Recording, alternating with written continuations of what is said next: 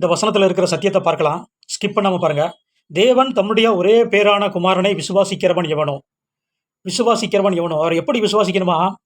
தேவன் மாம்சத்தில் வெளிப்பட்டார்னு விசுவாசிக்கணுமா? அடிமையின் ரூபம் எடுத்து மனுஷ சாயலானார் அப்படின்னு விசுவாசிக்கணுமா? வார்த்தை மாம்சமாச்சு அப்படின்னு விசுவாசிக்கணுமா?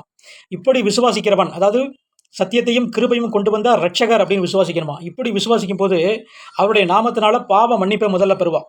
அதான் பாசனா, இயேசுங்கிற நாமத்தில் அவன் பாவ மன்னிப்பை பெறுவானா. அப்படி பாவ மன்னிப்பை பெறுகிறவன் எவனோ அவன் கெட்டு போகாமல்னா அவன் பாவம் செய்யாமல் இருக்கணும்.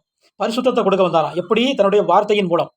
வசனம் சொல்லுது, என்னுடைய மாம்சம் மெய்யான போஜனமா. அவருடைய வார்த்தை தான் மாம்சமாச்சு, அந்த வார்த்தை தான் மெய்யான போஜனமா. அதாவது ஆத்மா போஜனம், ஆத்மாவிற்கான ஆகாரம். அந்த வார்த்தையை அவன் கை கொள்ளும் போது அவன் பரிசுத்தத்தை பெறுவானான். அதனால தான் யோவான் 17:17 பார்க்குறோம், என்ன உம்முடைய வசனமே சத்தியம் அப்படின்ட்டு. அப்படி பரிசுத்தமாக இருந்து அவன் நித்திய ஜீவனை அடையும்படிக்கு. நித்திய ஜீவன்னா என்ன? அனுப்பியவரும் அனுப்பப்பட்டவரும் ஒருவரே அப்படின்னு அறிகிற அந்த ஞானமும் புத்தியும் உண்டாகுமா. யோவான் 17:3 படி, ஒன்றான மெய் தேவனாகிய உம்மையும் நீர் அனுப்பினவராகிய இயேசு கிறிஸ்துவையும் அறிவதே நித்திய ஜீவன். அதிலே போட்டிருக்கு, ஒன்றான மெய் தேவனாகிய உம்மையும். அப்போ அனுப்பியவரும் அனுப்பப்பட்டவரும் ஒருவரே அப்படிங்கிற அறிகிற ஞானத்தை அவருடைய வசனத்தில், அவருடைய வார்த்தையில், அவருடைய உபதேசத்தில் கொடுத்துருக்கிறாராம். இந்த வார்த்தையை நமக்குள்ளே கொடுக்க தான் அவர் மாம்சத்தில் வெளிப்பட்டார் அப்படின்னு பார்க்குறோம். அதனால தான் யோவான் 10:10 சொல்கிறது, நானே ஜீவன் உண்டாயிருக்கவும் அந்த ஜீவன் பரிபூர்ணப்படவும் வந்தேன். என்னை விசுவாசிக்கிறவனுக்கு நித்திய ஜீவன் உண்டு அப்படின்னு வசனம் சொல்லுது. யோவான் 8:51 சொல்கிறது, ஒருவன் என் வார்த்தையை கை கொண்டால் அவன் என்றென்றைக்கும் மரணத்தை காண்பதில்லை அப்படிங்குது.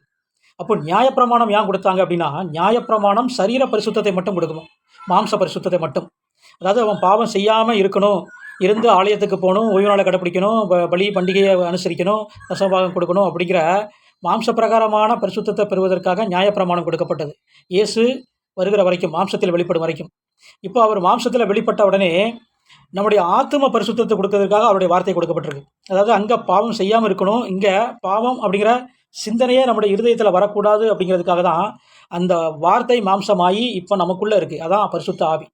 பரிசுத்த ஆவினா அந்த வார்த்தை நமக்குள்ளே இருக்குதுன்னு அர்த்தம். அந்த வார்த்தையின்படி நம்ம பிறந்திருக்கணும் அர்த்தம். அந்த தேவ அன்பு நம்முடைய உள்ளத்தில், இருதயத்தில் இருக்குன்னு அர்த்தம்.